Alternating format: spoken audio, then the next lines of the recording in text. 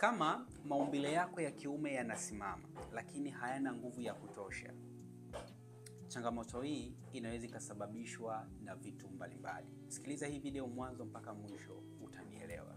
Iko hivi, usimamaji wa maumbile ya mwanaume huwa unategemeana sana na utulivu wa ubongo na mzunguko wa damu mwili mzima, hasa kuelekea kwenye uume.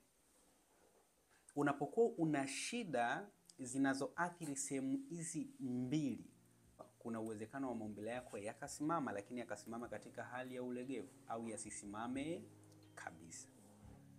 Unapokuwa una hofu, una uoga, una wasiwasi, una msongo wa mawazo, manake ubongo wako utatengeneza hisia za mapenzi kwa kiwango kidogo. Hisia hizi zitasafirishwa hivyo hivyo kwenda kwenye uume kwa kiwango kidogo, hali ambayo itasababisha msisimko kwenye uume uwe mdogo, hali ambayo itasababisha mzunguko wa damu kuwa mdogo. Mwisho wa siku maumbile yatasimama, lakini katika hali ya ulegevu. Lakini pia maumbile kusimama lakini hayana nguvu inaweza kusababishwa na mzunguko duni wa damu sehemu zote za mwili, hasa kwenye uume. Mzunguko wako wa damu unapokuwa ni mdogo, kwa sababu kusimama kwa maumbile huwa kunategemeana na mzunguko wa damu unaopita kwenye uume, manake itasababisha uume usimame katika hali ya ulegevu. Lakini bado hali ya maumbile kusimama katika hali ya ulegevu inaweza kusababishwa na ulaji mbovu wa vyakula.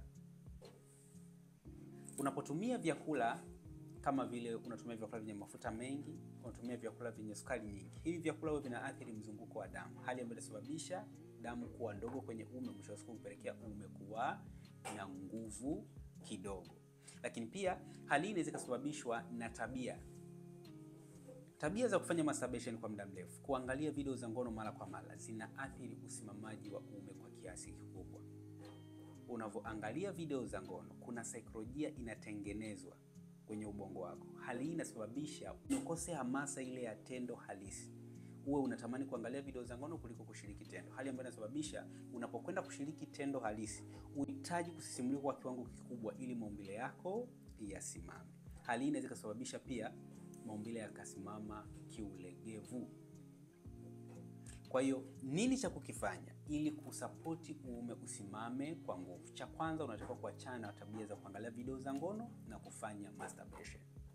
Alafu pia ujiwekee utaratibu wa kufanya mazoezi. Fanya mazoezi asubuhi na jioni, hasa ni mazoezi ya Kegel. Mazoezi